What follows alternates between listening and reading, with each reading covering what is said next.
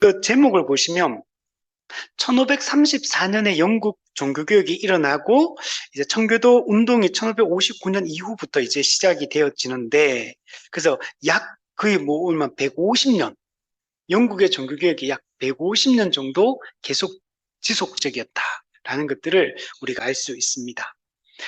자, 근데 여기서 이제 중요한 게 영국의 종교개혁은 좀 독특한 측면이 있는데, 다른 지역의 종교개혁 같은 경우는 성경을 읽고 성경의 올바른 가르침을 깨달으면서 참된 복음과 신앙을 깨달으면서 이제 분위기가 무르익으면서 종교개혁이 촉발되었다면, 영국 같은 경우는 그렇게 종교개혁이, 그래서 로마 가톨릭의 그 교리적인 또 잘못된 그런 신학 이해 이런 것들에 대해서 반발로서 종교개혁이 일어났다기보다는 헨리 8세 영국 왕 헨리 8세가 그 아내가 캐서린, 이 사람과 이제 카타리나 또라고도 하는데, 이 캐서린과 결혼을 했는데 이 사람하고 자기 왕비하고 이제 이혼하려고 하는 과정 중에 종교개혁이 일어나게 된 겁니다.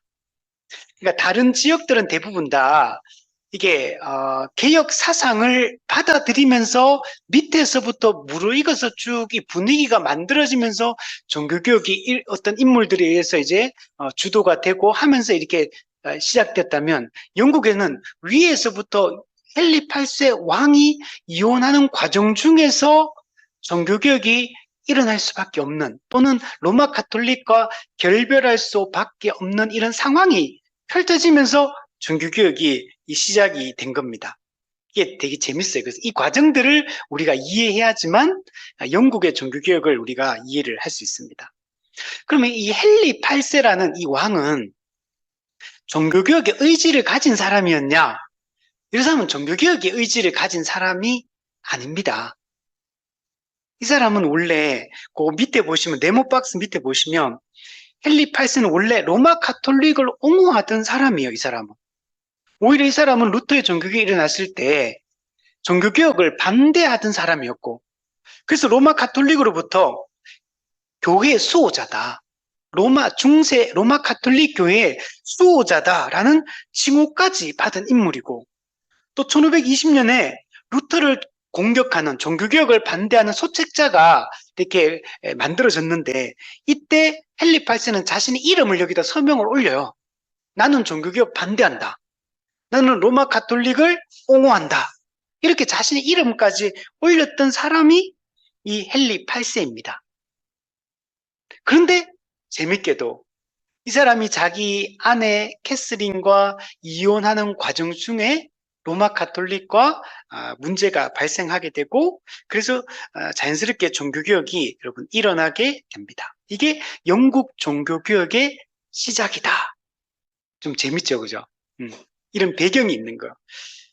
자, 그럼 네모 박스에 보시면 영국의 종교개혁, 물론 이게 이제 결정적 계기가 되는데, 그러나 또한 로마 가톨릭이 부패했기 때문에 또 이런 상황에서 또 반대도 일어났던 거예요. 그러니까 그냥 단순히 이혼 그 하나 때문에 그게 촉발되는 계기가 되었지만, 실제로 로마 가톨릭이 부패했기 때문에 영국뿐만 아니라 모든 지역이 그 당시에 로마 가톨릭에 반대하는 이런 사람들이 많이 생긴 것도 사실입니다. 그리고 특히 독일이나 스위스, 루터나 쩌빙글리의 이 종교개혁 사상에 영향을 많이 받게 됩니다. 또한 우리가 지난번에 봤듯이 인문주의가 또 발흥을 하면서 또 이렇게 종교개혁이 또 쉽게 일어날 수 있는 그런 배경이 되었다라고 얘기했었죠. 그리고 중요한 인물이 영국의 존 위클리프, 그리고 윌리엄 틴데일이라고 또는 얘기도 합니다. 존 위클리프는 우리가 앞서 봤듯이 종교개혁 전체의 배경이 되었던, 종교개혁 이전의 개혁가 가장 어떻게 보면 중요한 역할을 했던 게 존 위클리프입니다. 이 사람이 그 성경을 영어로 막 번역하고, 그 사상이 인쇄술이 발달해서 막 그 책이, 신약 성경이 막 번역돼가 막 퍼져나가고, 이런 과정을 통해 사람들이 그거 읽고 그 자국어로 된 성경 읽고 막 의식이 깨어나고 이렇게 됐거든요. 그래서 아주 중요한 인물이었고, 이 위클리프 영향을 받아 또 얀 후스가 또 보헤미아에서 종교개혁에 또 시작을 했었고, 이런 배경들이 있어요. 그래서 존 위클리프를 따르는 사람들을 우리가 롤라드다 이렇게 표현하기도 합니다. 그리고 윌리엄 틴들, 이 사람도 영국 사람으로서 또 이 사람도 성경 번역에 아주 중요한 역할을 했던 사람이 이 틴데일입니다. 이 사람은 1494년에 태어나서 1536년 영국의 종교개혁이 일어날 그때쯤 죽어요. 이 사람 일찍 죽긴 하는데 이 사람도 그러니까 영국 종교개혁이 일어나기 이전에 선구자적 역할을 했던 사람이 또 틴데일이기도 합니다. 이 사람은 루터에게 영향을 많이 받습니다. 그리고 이 사람이 성경을 자국어로 번역해야 된다 이렇게 하는데 이 사람은 원래는 로마 카톨릭 사제였습니다. 근데 자기가 사제이기도 한데 고위 그 성직자가 이제 그 당시에 주교가 있었는데 자기 지역에 있는 주교가 있는데 너무 무식한 거예요. 자기가 보니까. 자기도 사제고 자기 그러니까 선배 사제가 보니까 너무 성경에 무지하고 너무 무식하고 이러니까 거기서 이 사람이 충격을 받아요. 그러면서 자기가 이제 성경을 제대로 가르쳐야겠다. 그러면서 이 과정 중에 이제 또 영향을 받고 하면서 이 사람이 종교개혁 개혁가의 이런 생각, 개혁 신앙을 이 사람이 갖게 됩니다. 그래서 이 사람이 이제 성경을 번역하니까 당연히 로마 카톨릭에서 이 사람 가만히 내버려 두지 않겠죠. 그래서 막 잡으려고 쫓아가게 되고 이 사람이 피신내고 도망을 갑니다. 그래서 막 도망치고 하다가 어떤 지역에 가 있었는데 어떤 사람이 밀고를 해요. 여기 숨어 있다. 그래가 잡혀가지고 화형을 당합니다. 윌리엄 틴데일은 아주 중요한 그 얘기를 했던 게 있어요. 유명한 이야기가 그 사제 자기 그 주교하고 얘기하는 가운데 고위성직자하고 얘기하는 중에 이제 얼마 있지 않으면 저게 밭가는 농부가 소년 농부가 당신들보다 이 성직자들보다 성경에 대해 더 많이 알 날이 올 것이다. 그러니까 성경 그 말은 성경을 번역해서 자국어로 읽으면 성경은 쉽게 이해될 수 있고 진리를 깨달을 수 있다는 거. 그리고 당시 그 로마 가톨릭의 사제들은 너무나 성경에 대해 몰랐거든요. 사제들이라고 성경을 잘하는 게 그게 아니었거든요. 고위 성직자를 하더라도 성경에 대해서 매우 무지했고 그래서 소년 농부가 그죠? 성직자도 아니잖아. 그런데 더 많이 알게 될 날이 올 거다. 이런 유명한 이야기를 했던 사람이 바로 이 틴데일입니다. 밑에 보시면 그 배경을 우리가 좀 볼 필요가 있는데 스페인과 동맹을 유지하기 위해 형수인 아라곤의 캐슬린과 결혼했으나 아들을 낳지 못한다는 이유로 이혼을 강요했다. 네. 그러니까 이 배경이 있는데 헨리 8세 아버지가 헨리 7세입니다. 헨리 7세는 영국이 그 영국 왕이잖아요. 근데 당시에 스페인이 아주 강력했거든요. 그래서 스페인하고 우호 관계를 정치적으로 우호 관계를 돈독하게 하기 위해서 그 스페인의 공주가 누구냐면 바로 캐스린입니다. 이 사람 카타리나. 이 사람하고 자기 큰아들이 이름이 아드인데 큰아들하고 자기 이 스페인 이 공주하고 결혼을 시켜가지고 이 관계를 공고히 하기 위해서 결혼을 시키게 됩니다. 근데 결혼한 지 5개월 만에 큰아들이 죽어요. 그러니까 죽게 되고 그러니까 스페인의 그 왕비, 그 캐서린의 엄마죠. 그 왕비가 어떻게 하냐면 그 큰아들 헨리 7세의 큰아들 말고 둘째 아들 그 사람이 누구냐면 헨리 8세예요. 그 당시에. 이 사람이 나중에 헨리 8세가 되거든요. 그 작은 아들하고 이 캐서린을 재혼시켜라. 이걸 요구를 하게 돼요. 이걸 요구를 하게 되고 그러니까 헨리 8세, 그러니까 헨리 7세 입장에서는, 그러니까 아버지 입장에서는, 처음에는 이제 자기 동생하고 그 형수하고 이제 결혼하는 거잖아요. 이게 한마디로 얘기하면. 물론 5개월밖에 살진 않았지만, 근데 이제, 그걸 요구를 한 스페인이 당시는 아주 강력했거든요. 그래서 요구를 하니까, 안 들어줄 수도 없고, 그 정치적으로 이게 정치적인 그 관계 때문에 결혼을 시켰는데 이걸 또 안 들어줄 수 없고, 그래가지고, 결혼을 시킵니다. 그래서 헨리 8세가 캐서린하고 결혼을 하게 됩니다. 그러니까 헨리 8세는 캐서린을 좋아해서 결혼한 게 아니고 정치적 목적으로 이렇게 결혼을 하게 된 거예요. 어쩔 수가 없었습니다. 그래서 결혼을 했고, 근데 이제 아들을 낳아서 나중에 이제 왕이 되는데 이제 아들을 낳아서 왕위를 계승하려고 했는데 캐서린하고 관계에서 딸만 태어났어요. 아들이 안 태어나. 그리고 딸만 계속 태어났는데 그 여러 명 딸이 태어났는데 딸이 다 죽고 한 명만 여러분 나중에 살아남게 됩니다. 캐슬린 관계에서. 그게 메리 튜드, 메리 여왕. 나중에 여왕, 우리 유명한 여왕, 이 사람 별명이 뭐냐면 피에 메리, 블러드 메리. 엄청나게 나중에 개신교인들을 많이 죽이거든, 여왕이 돼가지고. 메리 여왕은 캐슬린도 스페인이 원래 로마 가톨릭이 강해요.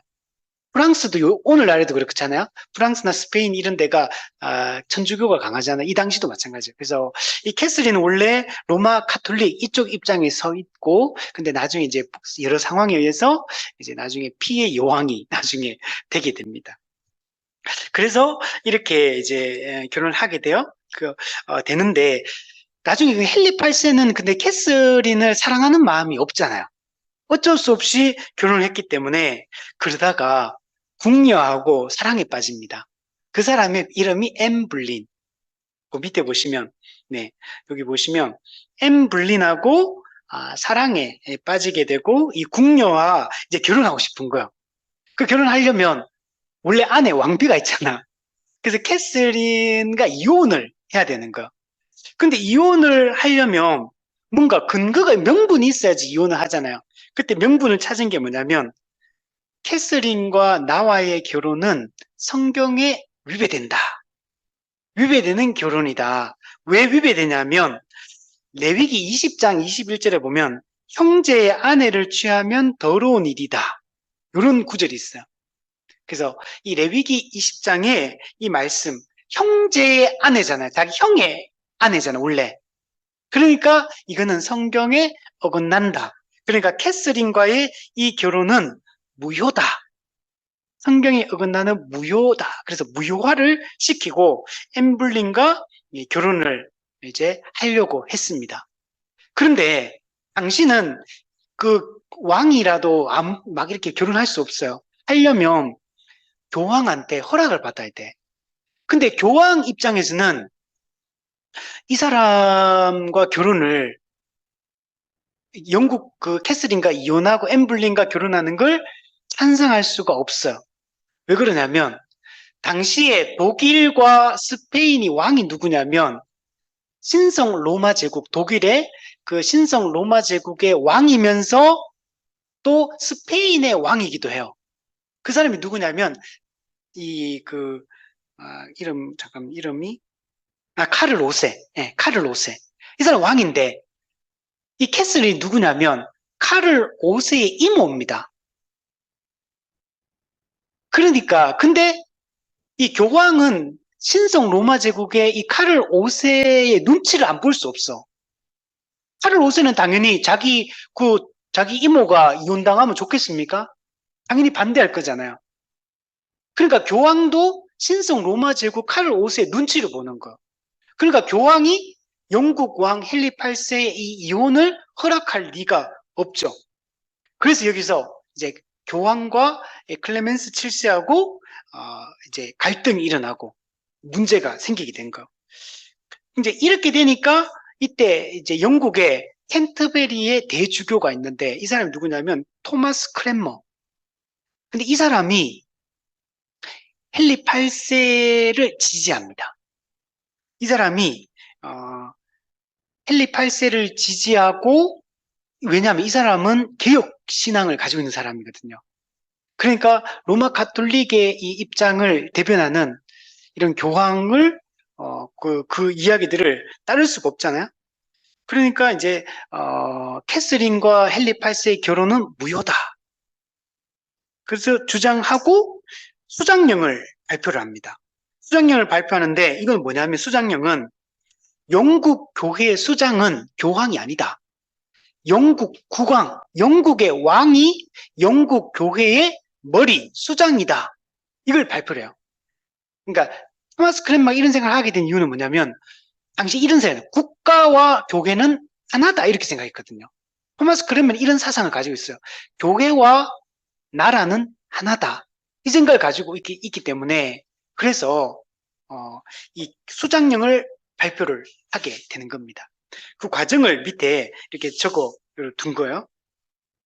그래서 밑에 한번 보시면 그래서 그 네모 박스의 밑에 보시면 헨리 8세와 캐슬린의 결혼 서약을 토마스 크랜머가 무효라고 선언했고, 그 다음에 그러니까 교황은 앤 불린과 결혼한 헨리 국왕을 파문, 즉 로마 카톨릭으로부터 파문을 합니다. 출교를 시킨 거죠. 그러니까 토마스 크랜머가 영국 교회 수장은 교황이 아니라 영국 국왕이다. 수장령, 우리 옛날에 역사책에서 세계사 공부할 때 이게 나왔던 거잖아요. 그죠? 수장령. 이걸 발표를 하게 됩니다. 자, 그리고 이 엠블린과 이제 궁녀하고 이제 헨리 8세가 결혼을 하게 되는데, 이 엠블린이 나중에 이제 이 사람도 아들을 못 낳아요. 나중에 딸 엘리자베스를 낳아요. 나중에 이 사람 엘리자베스도 여왕이 됩니다. 그래서 낳게 되는데, 이 헨리 8세가 처음에 엘리자베스 딸을 놓고 나서 두 번째 임신을 했을 때 이제 아들을 기대를 했어요. 근데 이때 아들을 낳지는 못합니다. 이때 헨리 8세가 왕위 계승법이라는 걸 통과시킵니다. 왕위 계승법. 누구든지 아들을 낳으면 영국 왕의 그 왕위를 계승하겠다. 이런 법을 만들어. 그래서 아들 놓으면 누구든지 간에 아들 놓으면 그 아들에게 왕위를 계승하고, 근데 만약에 아들을 못 놓으면 어떻게 되냐? 캐서린의 딸, 메리 여왕, 그 피의 메리. 이 사람을 첫 번째로 이제 왕으로 세운다. 그리고 두 번째는 엘리자베스를 왕으로 세운다. 라는 이 법을 만들어. 아들 놓으면 그 아들이 왕이 되고, 아들을 못 넣으면 메리가 1순위, 그 다음에 앤 불린의 딸인 엘리자베스가 2순위. 그래서 실제로 이렇게 됩니다. 근데 실제로 나중에 이 헨리 8세가 또 어떤 짓을 하냐면, 앤 불린 사랑해가 결혼했잖아요. 근데 나중에 이제 아들을 못 낳고 하거든요. 그래서 나중에 간통죄로 해가지고 처형을 시킵니다. 헨리 8세가 남편이죠. 헨리 8세가 앤 불린을 아들 못 낳는다고 간통죄를 씌워가지고 죽입니다. 그래서 세 번째 이제 제인 시모라는 여자하고 헨리 8세가 또 결혼을 합니다. 여기서 태어난 사람이 누면 에드워드 6세. 이 사람이 나중에 헨리 8세를 이어서 왕이 돼요. 그래서 이 아들을 낳았기 때문에 첫 번째 헨리 8세 아들인 거예요. 세 번째 부인으로부터. 그래서 나중에 보면 헨리 8세가 이제 왕위를 내려놓고 에드워드 6세가 왕위를 계승하는데, 에드워드 6세는 9살에 왕이 돼요. 근데 6년 만에 죽어요. 병 들어가지고 죽어요. 그래가지고 이 에드워드 6세 다음에 그 순서가 누구요? 메리. 그래서 캐서린의 첫 번째 부인의 딸인 캐서린, 그 피의 메리가 이제 여왕이 되고, 그리고 이 메리 여왕도 6년 만에 또 죽어요. 그래가지고 이제 세 번째 엘리자베스 여왕이 되고, 이 엘리자베스 여왕은 약 한 40년 정도 그 여왕으로서 통치를 하게 되고, 엘리자베스 여왕 때 이제 종교개혁이 이제 꽃피게, 또 에드워드 6세 때 이제 종교개혁이 아주 본격적으로 시작이 되는데, 그리고 이제 실제로 이제 꽃피는 거는 엘리자베스 여왕 때 또 종교개혁이 또 많이 일어나게 되는 이런 과정을 거치게 됩니다. 자, 그 내용들이 이 앞부분에 있고, 이 앤블린 관련된 영화가 두 편이 있어요. 그 천일의 앤. 예, 아주 짧은 기간 1000일 동안 이제 어떤 역할을 했던 것 같아요. 1000일의 스캔들이 두 개의 영화가 있는데, 이게 엠블린과 헨리 8세에 대한 이야기가 요 영화를 보면은 요 당시의 시대적 분위기가 어떠한지를 우리가 알 수가 여러분 있습니다. 네.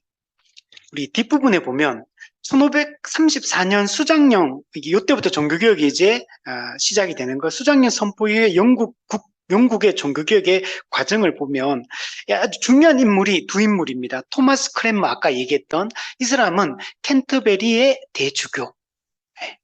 이 캔터베리 대주교는 영국 교회의 그 종교 권력 1순위가 이제 이 캔터베리 대주교입니다. 그러니까 제일 높은 사람이 이 사람이.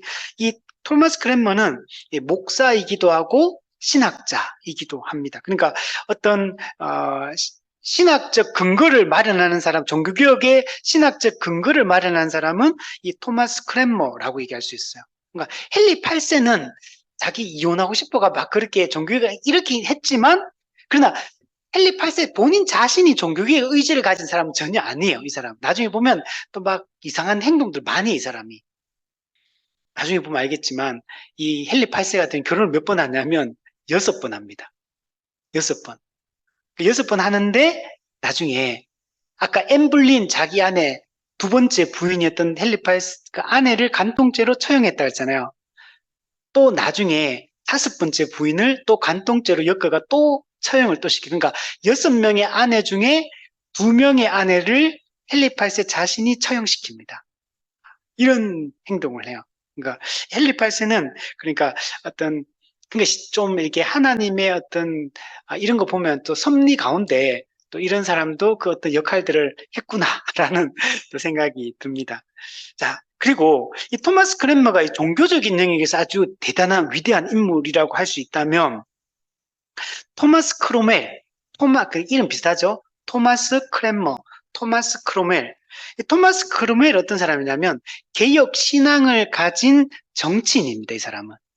그러니까 정치적으로는 이 토마스 크로멜이 영국에 거기서 이제 그 왕과 그 의회와 이런 거에서 어떤 정치적인 역할을 해가지고 로마 카톨릭을 이제 밀어내고 종교 교육을 이제 이룩해야 되잖아요. 이런 정치적 역할을 한 사람이 이 토마스 크로멜이다라고 얘기를 할 수 있습니다. 이 사람은 탁월한 정치가, 근데 이 사람은 개혁 신앙을 가진 사람이었기 때문에 이 토마스 크랜머가 신학적 근거를 마련하고, 그리고 토마스 크로멜은 그것을 정치적으로 이걸 풀어내는 이런 역할들을 한 게 이 사람입니다. 근데 좀 이따 밑에 보면 나오지만 둘 다 여러분 순교합니다. 나중에 보면 알겠지만 이 나오는 많은 인물들이 일찍 죽든지 순교당하든지 전부 다 그래요. 이게 딱 보면 영국 이 종교개혁에 나오는 사람들 보면 되게 안타까운 일들이 여기 되게 많아요. 이게 보면 이런 과정이 있습니다. 자, 그래서 밑에 보시면, 그래서 영국 종교개혁은 헨리 8세 그 이혼 사건과 관련해서 시작이 되고 촉발이 되었지만, 여기서 함께하는 사람이 토마스 크로멜이 이런 지지하에서 종교개혁을 주도해 나가게 됩니다. 그래서 영국 국교의 교의 10개조를 발표합니다. 1536년. 여기 중요합니다.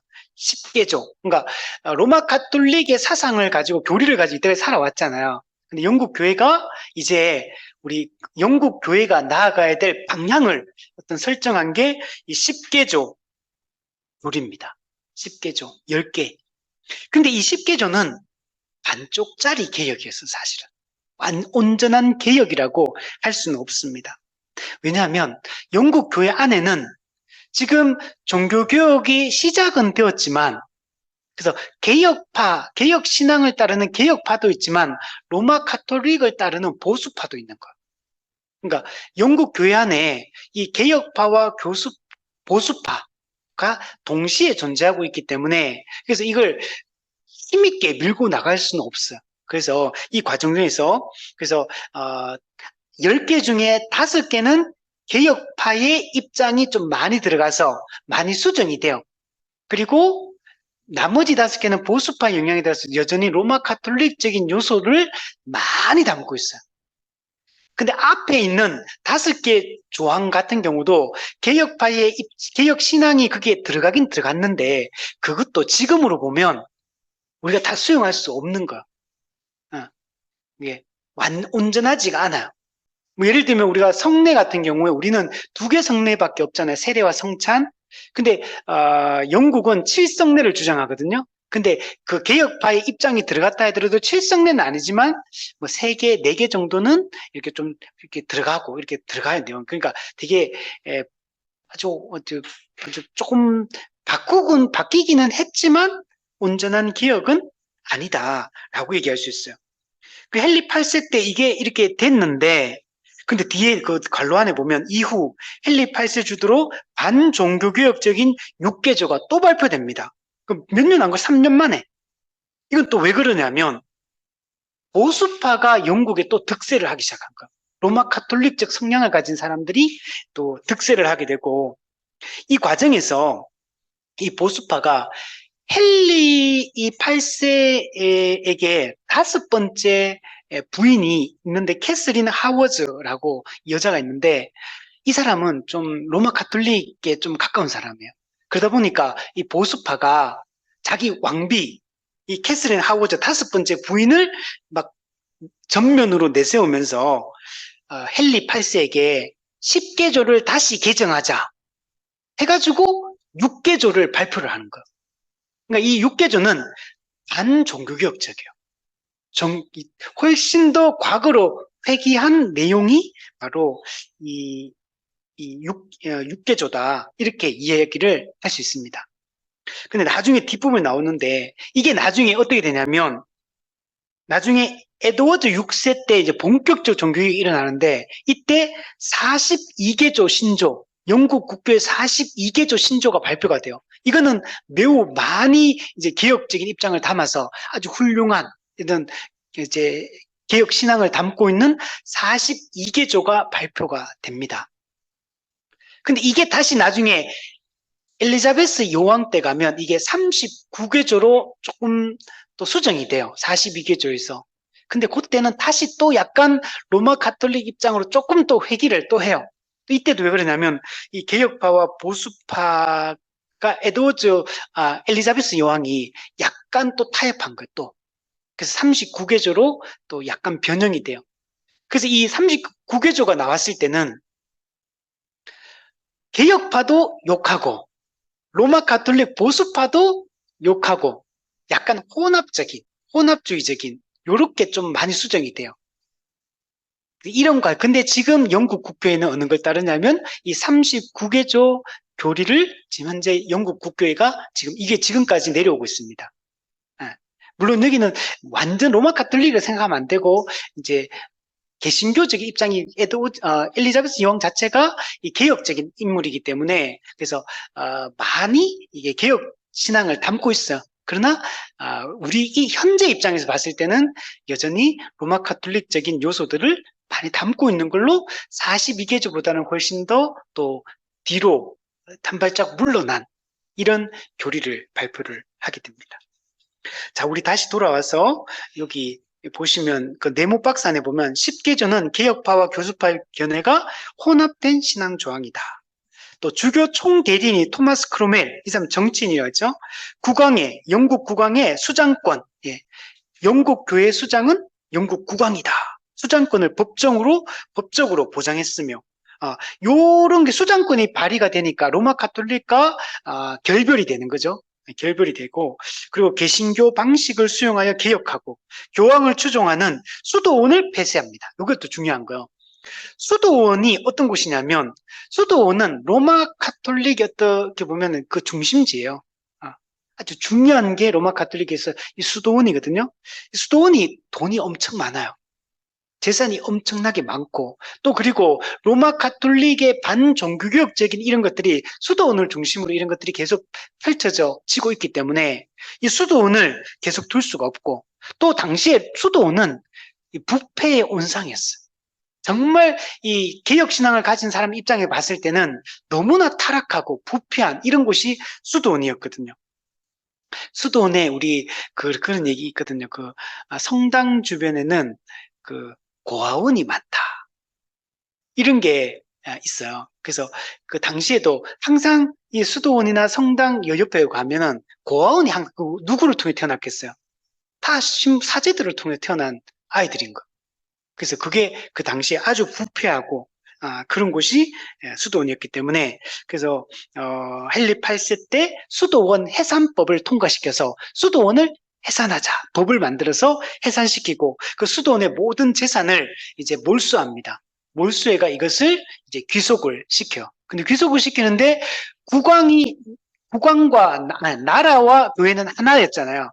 그러면 그 재산을 누가 내요? 왕실이 한 반 정도를 가지고 가고 그리고 귀족들에게 한 반 정도를 이렇게 나눠줍니다. 그리고 또 그 중요한 게 뒤에 보면 저항의 거점을 제거한다. 이거 중요한 거죠. 로마 가톨릭이 영국 안에도 보수파가 계속 있기 때문에 그래서 종교개혁에 반대하는 사람들이 계속 저항하기 때문에 이 저항의 거점을 제거하는 차원에서도 이 수도원을 폐쇄시킨 게 아주 중요한 일이었습니다. 그리고 밑에 보시면 캔터버리 대주교인 토마스 크랜머는 크로멜과 함께 개혁을 추진했으나 헨리 국왕의 치하에 있는 보수파 개혁파 사이의 권력 투쟁으로 인해 부분적인 개혁만 이루었다. 이게 부분적인 개혁. 그래서 본격적인 개혁은 헨리 8세가 물러나고 세 번째 부인인 제인 시모의 아들 에드워드 6세, 6세에 이때 본격적인 종교개혁이 영국에서 실제로 시행이 되어집니다. 헨리 8세는 왕 자체가 어떤 개혁의 의지를 강력하게 가지고 있는 사람이 아니에요. 이 사람은 되게 어떠냐면 자기 권력을 유지하는 것에 관심이 있었지 종교개혁 그 자체에 관심이 있는 인물은 아니었습니다. 근데 에드워드 6세 같은 경우는 달라요. 이 사람은 종교개혁에 관심이 있었고 그래서 자기가 왕이 되었을 때 본격적으로 종교개혁을 시행을 하게 됩니다. 밑에 보시면 크랜머는 종교개혁 사상의 영향을 받아서 교회의 모든 진리는 성경에 기반해야 돼. 이게 이제 이 사람이 중요하게 생겼어요. 그러니까 성경을 되게 중요하게 여깁니다. 모든 사상, 모든 것들은 성경에 기반해야 된다. 이 생각이 아주 강했어요. 그래서 교황제를 반대합니다. 교황제를 왜 반대하느냐? 성경에는 교황이 없다. 근데 로마 카톨릭은 교황이 있잖아요. 그러니까 이거는 맞지 않다. 그래서 교황을 반대합니다. 그리고 뒤에 보면 영국과 교회를 동일하게, 이게 중요한 거예요.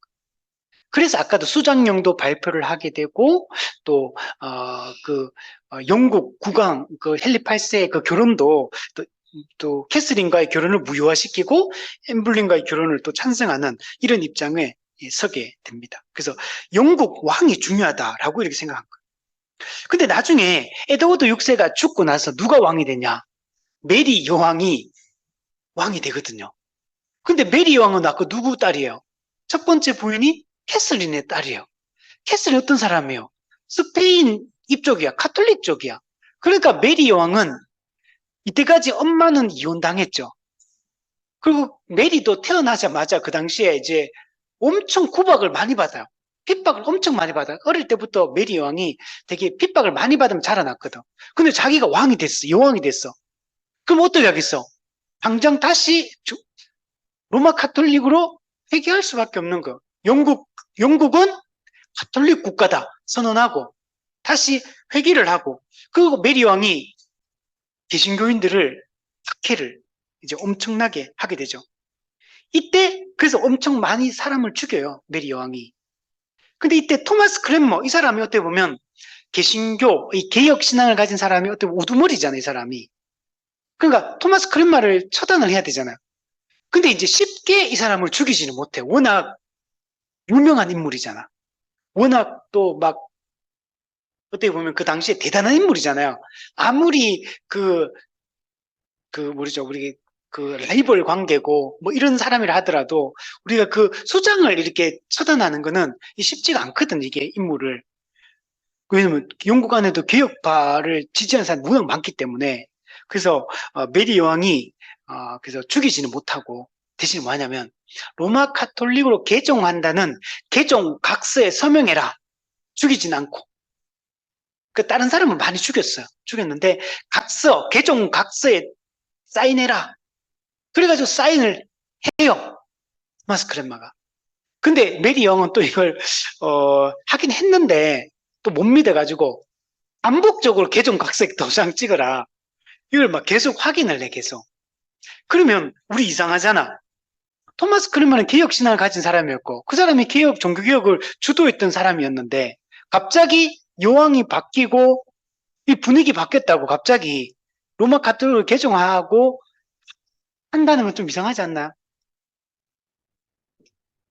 이것도 그만 토마스 크랜머가 개혁신앙 그건 버린 거냐? 완전히. 로마 카톨릭의 그 교리와 이런 것들 그러면 다 수용한 거냐? 사실 그거 아니거든요. 그런데도 왜 개종각서에 왜 서명을 했느냐? 로마 카톨릭을 왜 인정하는 것처럼 왜 사인을 왜 했느냐? 그게 그 위에 있는 문장 때문에 그런 거예요. 토마스 크랜머가 헨리 8세의 이혼과 이런 것들을 다 인정하고 했던 게 국가와 교회는 동일하다. 나라와 교회는 하나다. 이 생각을 가지고 있었거든. 그리고 영국 교회의 수장은 누구였습니까? 영국 왕이었잖아. 근데 지금 누가 왕이에요? 메리 여왕이 왕이잖아. 근데 메리 여왕은 카톨릭이야. 근데 메리가 여왕이야. 그러면 영국 교회 수장은 누구예요? 메리잖아. 그럼 여기서 고민을 한 거야. 고민할 수밖에 없죠.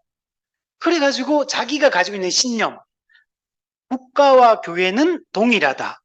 이 신념 때문에 개종 서명에 사인을 한 거예요.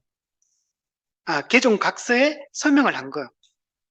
그래가지고 했는데 양심에는 걸릴 거 아니에요. 자기 신념 때문에 그걸 하기는 했는데 어느 날 이 공개적인 석상에서 자기가 개종했다는 걸 이렇게 선포해야 되는 입장에 놓이게 돼요. 어떤 자리에서, 공개적인 자리에서. 그때 토마스 크렘마가 양심에 얼마나 걸리겠어. 자기는 개혁신앙을 여전히 지지하고 있는데 근데 그것 때문에 지금 개종의 각서는 서명은 했고 근데 양심에 걸리고 근데 이때 그러면 어떻게 할 거냐. 여기서 나는 개혁신앙을 따르겠다라고 공개적으로 선포를 해요. 그래서 메리 여왕이 끌고 가가지고 화형을 시켜버려요. 그래서 토마스 크렘머가 여기서 화형을 당하게 됩니다. 그러니까 토마스 크렘머가 신앙을 배신한 건 아니에요. 그냥 자기가 가졌던 그 생각, 나라와 교회는 동일하다. 이 생각이 있었기 때문에 그래서 그 신념을 지키려고 했던 건데 그러나 이제 나중에 화형을 당할 때 그 뒤에 보면 이 손이 죄를 지었어. 이제 그 자기가 이 손으로 각서를 썼잖아. 개종 각서를 서명을 했기 때문에 화형시킬 때 밑에서 이제 불을 지르잖아요. 불 질러가 불 타고 있는데 일부러 자기 손을 불 속에 집어넣어요. 이 손으로 서명했기 때문에. 그래서 이제 화형을 당해가지고 죽어요. 회개한 거죠. 어떻게 보면 그만큼 이 손이 죄를 지었으니까. 그래서 이렇게 죽임을 당합니다. 그리고 그 밑에 보면 토마스 크로멜 이 사람도 여러분 헨리 8세에게 참수를 당합니다. 원래 헨리 8세가 같이 종교에 같이 했던 사람이잖아. 정치인으로서 헨리 8세 어떻게 보면 가장 가까이에서 이 종교개혁을 지지하고 이끌었던 사람이 토마스 크로멜이거든요. 근데 왜 죽게 되냐면 이 사람은 헨리 8세가 부인이 많다 그랬잖아. 캐서린, 두 번째 엠블린, 세 번째 제인 시모, 그리고 네 번째 아까 전에 이 네 번째 부인을 중매를 씁니다. 올리브 크로멜이. 이 중매를 썼던 것도 뭔가 종교개혁의 이런 사상들을 펼쳐가기 위해서 헨리 8세를 어떻게 좀 이렇게 하려고 이렇게 했던 거예요. 뭔가를 시도하려고 이렇게 그런 정치적인 어떤 목적을 가지고 중매를 했는데 이게 잘못돼요. 이것 때문에 헨리 8세가 토마스 크로멜을 참수를 해서 참수를 당해. 그러니까 영국 교회의 종교개혁을 주도했던 두 인물, 토마스 크렘머, 토마스 크로멜, 둘 다 헨리 8세에 의해서, 한 사람은 메리 여왕에 의해서, 한 사람은 헨리 8세에 의해서 순교를 당하게 됩니다. 그러니까 토마스 크로멜이 먼저 참수를 당했고, 그 다음에 좀 시간이 지나서 토마스 크렘머도 화형을 당해서 순교를 하게 됩니다. 근데 토마스 크렘머 약간 뒤에잖아요. 헨리 8세, 헨리 8세 뒤를 이어서 에드워드 6세가 왕이 되고 에드워드 6세 다음에 메리 여왕이 들어오거든요. 그래서 어쨌든 토마스 크렘머는 헨리 8세 때 그리고 에드워드 6세 때까지 종교개혁을 주도해 나가요. 에드워드 6세 때는 헨리 8세가 물러나고 에드워드 6세가 들어서면서 종교개혁이 본격적으로 아주 열심히 이제 하거든요. 이때 토마스 크렘머가 이 에드워드 6세와 함께 본격적인 종교개혁을 하는 아주 중요한 역할을 합니다. 이게 그 뒤에 나중에 보면 나와요. 자, 그리고 그 중간에 보면 헨리 8세의 종교개혁에 반대했던 유명한 인물이 있는데 이 사람이 누구냐면 토마스 유토피아를 쓴 사람이에요. 이 사람은 완전 로마 가톨릭 사람이에요. 이 사람은 열렬한 가톨릭 신자고 그러니까 이 사람은 종교개혁을 완전 아주 강력하게 반대한 사람. 토마스 모. 그래서 아까 윌리엄 틴데일 얘기했잖아요. 이 틴데일이 영국에서 아주 중요한 역할을 했는데, 이 윌리엄 틴데일과 같은 이 개신교인들의 아주 적대적인 그런 입장에 있었던 사람이 이 토마스 모입니다. 그 틴데일을 비판하기 위해서 6권 분량의 책을 썼다. 6권. 네. 아주 강력하게 반대를 했습니다. 그래서 토마스 모와 토마스 추종자들, 그를 따르는 이 반개혁적인 이 사람들이 나중에 이제 고문당하고 다 헨리 8세에서 화형에 처해지게 됩니다. 그러니까 당시에는 이런 게 사실 세요. 그러니까 이게 그러니까 지금의 어떤 종교의 자유가 누구든지 어느 종교를 믿을 수 있는 이런 시대가 아니에요. 이때는 이 개종한다는 게 엄청나게 이게 무서운 일이에요. 이게 이 당시로 봤을 때는.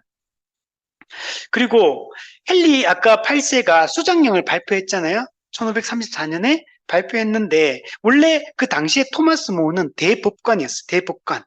근데 이게 종교개혁이 일어났기 때문에 스스로 그 대법관직을 토마스 모가 사임을 합니다. 그리고 사임하고 이제 떠났는데 헨리 8세가 떠나면 런던 탑에 감금을 합니다. 그리고 나서 나중에 단두대에 처형을 합니다. 단두대 알죠? 큰 쇠에 이게 목 자르는 거 있잖아요, 이거. 자르는데, 이 토마스 모가 이 사람 엄청 강직한 사람, 이 사람.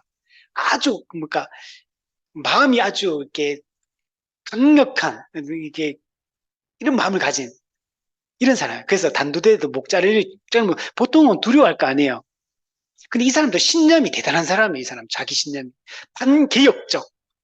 로마 카톨릭적 이 사상이 아주 투철한 사람이니까. 그 단두대 잘릴 때, 그, 자르는 그 사형 집행관한테, 나는 목이 짧다. 목이 짧으니까 잘 맞춰야 된다. 잘 맞춰야지만 단두대가 목이, 땡강에게 날아간다. 그런 말을 할 정도로, 토마스 모는 아주 강력한 어떤 신념을 가진 이런 사람이 이 사람이 있어요. 물론 이 사람은 로마 카톨릭의 입장에 서 있던 사람입니다. 자, 그리고 이제 헨리 8세가 이제 물러나게 되고, 에드워드 6세, 1537년에 출생했고, 1547년에 이제 왕이 됩니다. 아까 말했죠.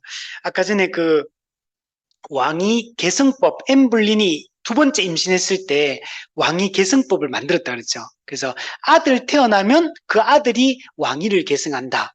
그래서 세 번째 부인 제인 시모에서 에드워드 6세가 태어나게 돼요. 그래서 헨리 8세 첫 번째 아들인 거죠. 첫 번째 아들이면서 그 다음에 아들이 있었는지 잘 모르겠는데 그래서 어쨌든 나중에 6번째 부인이 있는지 모르겠어요. 그건 모르겠는데 어쨌든 이때는 아들이 처음이었기 때문에 그래서 에드워드 6세가 왕이 되게 됩니다. 이 사람은 아주 개혁적인 이 신앙을 가지고 있는 사람이었고 그래서 칼빈주의적인 이 성공의 기도서 요거 중요합니다. 토마스 크랜머가 이걸 주도해서 만드는데 에드워드 6세와 함께 그 지지하에 토마스 크랜머가 성공의 기도서를 이게 되게 중요한 역할을 하고 또 42개조 신조 영국 성공의 42개조 신조 이게 그냥 신앙 고백서입니다. 신앙 고백서. 이거 두 개가 만들어진 게 영국 이 개신교가 이게 세워지는데 아주 중요한 역할을 하는 게 성공의 기도서 그리고 42개조 신조 이 두 개가 영국의 이제 중요한 어떤 역할들을 하게 됩니다. 그래서 본격적으로 시작이 됐는데 이 에드워드 6세가 왕이 될 때 여러분 9살 그리고 언제 죽느냐 6년 왕 있다가 16살에 죽어요. 16살에 병 들어가지고 병사에서 여러분 죽게 됩니다. 그러니까 딱 9살에 왕이 돼가지고 6년 동안 왕으로서 살면서 종교개혁을 본격적으로 한 거예요. 그죠? 여러분 이해가 잘 안 되죠? 그죠? 물론 이제 에드워드 6세 뒤에는 누가 있냐면 토마스 크랜머가 있어요. 예. 에드워드 6세도 그런데 토마스 크랜머가 있다 하더라도 에드워드 6세 본인이 종교개혁에 아주 마음을 큰 뜻을 품었어요. 그리고 그냥 토마스 크랜머가 섭정을 한 게 아닙니다. 아직까지 섭정한 게 아니고 그러니까 토마스 크랜만은 에드워드 6세를 도와가지고 이런 것들을 같이 이렇게 하긴 했지만 에드워드 6세 본인이 의지를 가지고 이 종교개혁을 추진을 한 거예요. 대단한 인물이에요. 9살에 왕이 돼가지고 그죠? 우리 사랑이가 지금 14살인데 그죠? 그죠? 그래서 이때 막 전쟁도 막 하거든요. 전쟁 때도 막 선두에 서가지고 막 군사들이 이끌고 막 전쟁을 수행하고 뭐 이런 인물이에요. 에드워드 6세도 보통 사람이 아닙니다. 이 에드워드 6세는 왕으로 즉위하고 나서 이렇게 6년 동안 왕으로 재직을 하게 되는데 철저한 종교개혁을 외칩니다. 왜냐하면 자기 아버지인 헨리 8세는 아주 혼합주의적인 아까 10개조 이런 거 막 발표하고 막 그랬잖아요. 아버지는 또 종교개혁에 관심이 없었고 로마 카톨릭을 또 막 지지하는 것도 아니야. 헨리 8세는 그냥 자기 정치적인 입장, 권력을 유지하고 이런 데만 관심 있고 뭐 이런 데만 관심이 있는 그런 인물이었어요. 근데 에드워드 6세는 아버지의 그런 것들에 대해서 이런 것들을 반대하고 철저한 종교개혁을 시도했던 인물입니다. 그래서 뒤에 보시면 그래서 이때 토마스 크랜머에서 성공의 기도서 제1기도서 이게 만들어지게 됩니다. 이게 정말 중요한 역할을 해요.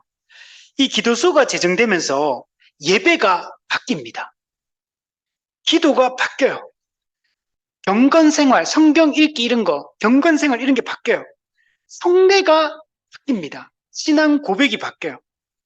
그러니까 이 모든 것, 교회가 지금 시행하고 있는 이 모든 거 있잖아요.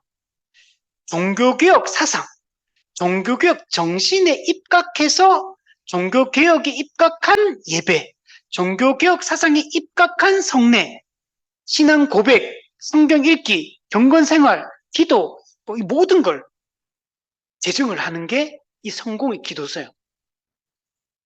그리고 예배도 이때까지 로마 카톨릭에서 어떻게 라틴어로만 예배를 드렸잖아요. 미사를 드렸잖아요. 근데 이제 자국어로, 영어로 예배 드리자. 여러분, 이게 혁명적인 일이 이 당시로 보면. 우리가 지금 이해를 못해요. 계속 라틴어로 계속 예배 드려왔는데, 이제는 자국어로. 그럼 예배 분위기가 확 바뀌는 거, 이제. 못 알아듣는데, 사람들 전부 다, 이때까지는. 근데 이제는 다 알아듣고, 설교도 그걸로 하고, 찬양도 영어로 하고, 모든 게 영어로 진행이 되니까, 이 모든 게 이 성공의 기도서를 통해 가지고 이런 것들이 다 제정이 다 된 거. 아주 획기적인 일입니다. 이건 정말. 여기에 딱 이게 딱 일어나자마자 그 1545년 그 로마 카톨릭 입장에는 반종교개혁을 합니다. 반동 종교개혁 또는 반종교개혁. 종교개혁에 반대하면서 로마 카톨릭을 쇄신하고 로마 카톨릭을 개혁하고 로마 카톨릭을 견고하게 다시 세우고 다시 로마 카톨릭의 과거로 돌아가기 위해서 트렌트 종교회의를 합니다. 이때 트렌트 종교회의 때 어떤 걸 많은 결정을 내리는데 어떤 결정을 로마 카톨릭 내리냐면 예배는 오직 라틴어로만 드려야 된다. 이걸 정해요. 이걸 제정을 완전히 결정해요. 물론 그전에도 계속 그렇게 해왔어. 근데 지금 종교개혁이 일어나면서 자꾸 자국으로 막 개혁자들 막 예배 드리고 다 하고 하니까 성경 번역하고 이런 거 다 하니까 여기에 반대하는 거. 그래서 예배는 라틴어로만 드려야 된다. 이걸 결정을 합니다. 이게 언제까지 로마 카톨릭에서 이게 내려온지 아십니까? 1962년도까지. 거의 400년, 500년 동안 한 400년, 450년? 이 기간 동안 로마 카톨릭은 라틴어로만 예배드려야 된다는 이 트렌트 회의의 이 사상이 계속 내려와요. 물론 실제로는 그렇게 안 합니다. 뭐 딴 데 다 들었습니까? 다 자기 나라 말로 했지. 한국에도 천주교 들어와서 라틴어로 예배 안 드렸잖아요. 근데 법적으로는 트렌트 공회의 그 결정이 안 바뀌고 그때까지 제2차 바티칸 공의회 이때까지 1962년 이때까지 이 사상이 이 교리가 계속 내려옵니다. 그리고 바티칸 공의회에서 이게 바뀝니다. 어떻게 바뀌냐면 자국어로 예배 드려도 된다. 미사 드려도 된다. 이게 공식적으로 1962년부터 1965년까지 제2차 바티칸 공회가 열리거든요. 이때 결정이 돼요. 그러니까 얼마나 종교개혁적인지, 종교개혁을 얼마나 철저하게 반대했는지를 알 수가 있어요. 그러니까 트렌트 종교회와 이 로마 가톨릭은 이 제2차 바티칸 공회가 중요하거든요. 트렌트 종교회는 이 당시에 개신교가 종교개혁을 일으키면서 로마 가톨릭과 이제 결별했잖아요. 그러니까 그때부터 로마 가톨릭은 개신교는 뭐냐? 우리의 원수, 우리의 적 이렇게 됐거든요. 트렌트 종교회 때 이게 다 결정이 된 거예요. 철천지 원수. 로마 가톨릭 입장에서는 완전 이단. 이게 개신교거든요. 그래서 물리쳐야 될 적으로 계속 트렌트 종교회 때 이게 결정이 되고 이게 반대로 뒤집어지는 게 제2차 바티칸 공회. 이때 어떤 결정 내리냐면 개신교는 갈라진 형제들이다. 이때 이 주장이 이제 이게 나와. 그래서 이때부터 로마 가톨릭이 뭘 하냐면 개신교와 가톨릭은 일치하자. 다시 하나 되자. 우리는 갈라진 형제들이다. 다시 형제됨을 회복하자. 그래서 로마 가톨릭 이때부터 일치와 화해 운동을 지금까지 펼쳐오고 있어요. 그래서 로마 가톨릭은 끊임없이 개신교하고 강단 교류를 하려고 하고 개신교하고 끊임없이 뭔가를 신앙과 직제를 일치시키기 위한 그래서 다시 로마 가톨릭 종교개혁을 통해서 결별했던 이걸 다시 회복해서 개신교와 가톨릭이 다시 하나 되어서 같이 가자. 이 운동을 제2차 바티칸 공회부터 지금까지 하고 있고 그리고 이게 지금 개신교 교단들 안에서도 신앙과 직제 일치위원회가 만들어져서 개신교파 안에서 로마 가톨릭과 신앙과 일치, 직제와 신앙 일치를 같이 하자. 이 운동을 같이 펼치는 교단들이 나왔어요. 지금 몇 개 교단이 여기에 동참을 하고 있습니다. 로마 가톨릭과. 이걸 같이 하겠다. 제가 알기로는 루터파도 여기에 동의를 했고, 성공회도 동의를 제가 한 걸로 알고 있는 정확하진 않았고 성공회는 하여튼 하고 또 이렇게 하여튼 몇 개 그 파에서 이게 같이 하기로 했다. 제 이 얘기를 들었습니다. 그 현재 지금도 그 운동을 펼치고 있어요. 일치와 화해, 신앙의 핵심은 뭐냐면 칭의론이에요. 어떻게 우리가 칭의를 얻는가? 로마 가톨릭은 이걸 의화라고 표현하는데 어떻게 의화되는가? 칭의를 받는가? 이게 로마 가톨릭, 우리는 오직 믿음으로만 의롭다함을 얻는다. 로마 가톨릭은 은혜 플러스 행위로 의롭다함을 얻는다. 이게 로마 가톨릭이, 이걸 일치시킬 수 없어요. 이것 때문에 종교개혁이 일어났거든. 로마 가톨릭이 루터가 이신칭의를 외치면서 종교개혁이 일어났거든요. 근데 이걸 지금 일치시킬 수가 없어. 신앙을 일치시킬 수가 없고. 두 번째, 직제는 이제 교황, 추기경, 신부, 사제 이런 거 있잖아요. 이런 거. 우리는 목사, 장로, 집사 이런 거. 이 직제를 일치시키자. 우리는 그 교황, 추기경, 사제, 신부 이런 거 할 수 없어. 왜냐면 거기서 말하는 성직자와 평신도를 구분하고 했을 때 계급화시켜 로마 가톨릭은. 그리고 그들은 누구냐면 사제는 뭐냐면 제사장이에요. 제사장. 그 제사장 어떤 제사장? 구약에 있는 그런 제사장의 개념이에요. 우리가 만인 제사장이라고 외칠 때 이 제사장하고는 개념이 달라요. 로마 가톨릭은 미사가 예배가 아니에요, 사실은. 제사지. 희생 제사의 재현이거든요, 미사는. 그는 예수님이 다 성취했는데, 그걸 지금 주장하는 거기 때문에 우리가 직제도 일치시킬 게 없어요. 그래서 우리 지난주에 칼빈이 뭘 했습니까? 사중 직제, 목사, 장로, 집사, 그리고 그 당시에는 신학교 교수의 중요성.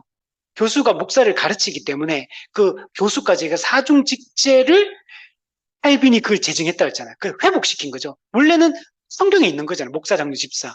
근데 그 시대적 상황상 교사라는 게 강조가 되어서 그 당시는 그게 강조. 지금은 우리 교사는 지금 우리 강조하지 않죠. 목사, 장로, 집사. 현재는 이 세 개만 오늘날에는 이게 강조가 해서 항존직으로 지금 존재하잖아요. 이걸 일치시키자는 거. 일치시킬 수가 없어, 이것도. 이게 예수 그리스도가 교회를 통치하는 게 직분의 통치를 통해 이루어지거든. 근데 로마 가톨릭적 개념은 완전 다르거든, 이게. 근데 지금 이런 운동들을 펼치는 게 이 제2차 바티칸 공회 때 이게 결정이 돼서 지금까지 내려오고 있는 겁니다. 자, 그래서 뒤에 다시 보시면, 그래서 이 토마스 크랜머 또 에드워드 6세에 의해서 만들어진 이 성공의 기도서, 이게 정말 중요한 역할을 하는 것. 그래서 종교개혁 사상에 기반해서 예배를 뿐 아니라 모든 것이 이제 만들어지게 되고, 이때부터 그러면 신앙생활의 방식이 완전 바뀌는 거예요.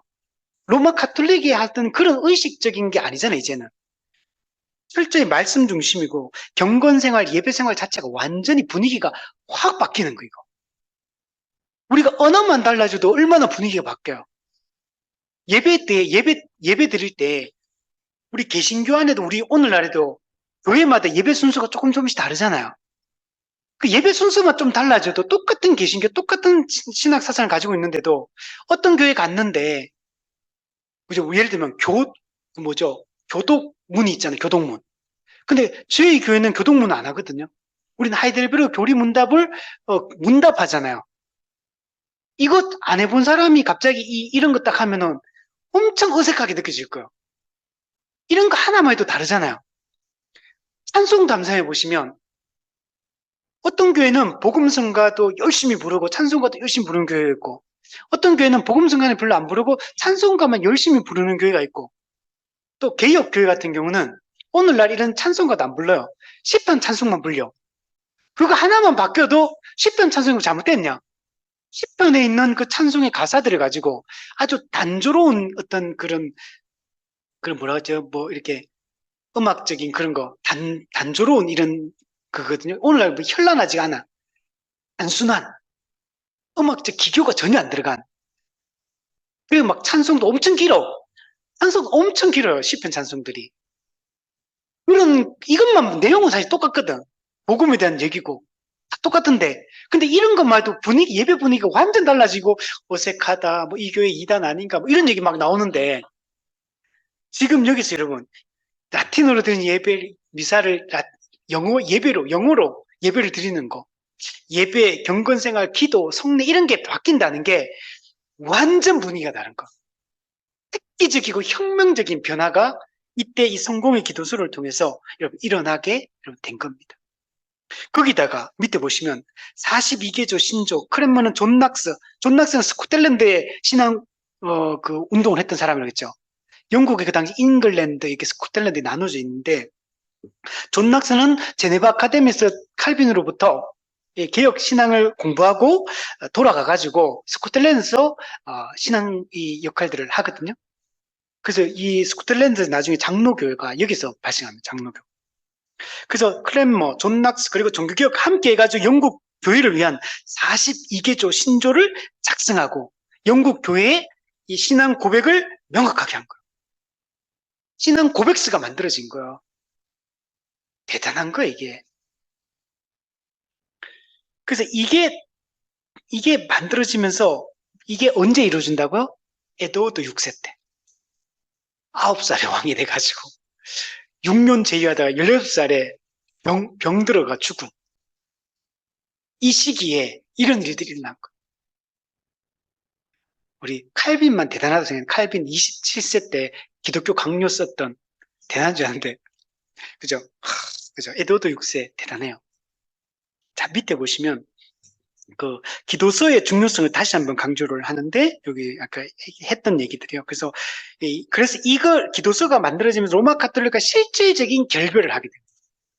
실제 우리 앞에 수장령이 이게 발표가 되면서 사실 영국 교회와 로마 카톨릭 결별을 이미 한 거나 마찬가지거든요. 수장령이 선포되면서. 그런데 이 실질적인 결별은 이 성공의 기도서가 나오면서 안에 있는 이 모든 신앙생활의 패턴이 바뀌면서 종교생활의 방식이 완전히 뒤바뀐 거. 그래서 이때 실질적인 결별을 했다라고 얘기를 할 수 있습니다. 근데 이 성공의 기도서가 나중에 이제 에드워드 6세가 6년 만에 죽잖아요. 그리고 이제 메리 여왕이 등장하면서 로마 카톨릭 회개하게 되고 성공의 기도서 판매 금지, 그러면서 이 모든 거 다 없애버려라 이렇게 얘기를 하게 됩니다. 근데 이것도 메리 왕도 6년 만에 즉위 6년 만에 또 병들어 죽거든요. 이것도 오래 가진 않아요. 그리고 엘리자베스 우리 1세가 등장을 하고 엘리자베스 1세 때 이 성공의 기도서가 다시 부활을 하게 되는데, 근데 이때 부활할 때는 조금 개정을 합니다. 개정해서 이 성공의 기도서가 부활해서 영국 교회가 이걸 가지고 또 예배를 다시 드리기 시작합니다. 우리 밑에 메리 여왕을 한번 보시면, 영국을 로마 카톨릭 국가로 회귀시키려는 반종교개혁을 추진했던 인물, 메리 여왕. 헨리 8세 첫 왕비 캐서린 딸이다, 그죠? 저기 6년 만에 병들어 죽어요. 메리 여왕도 한번 결혼을 해요. 결혼을 했는데 결혼 생활이 되게 불행합니다. 그래서 불행하고, 그 남편도 왕족이고 왕이 될 그런 서열에 있는 사람이에요. 근데 이 사람이 연하입니다, 연하. 메리 여왕이 나이가 좀 더 많았어요. 많았는데 이 남편이 되게 철이 없어. 그리고 오만하고 교만하고, 거기다 술주정뱅이야.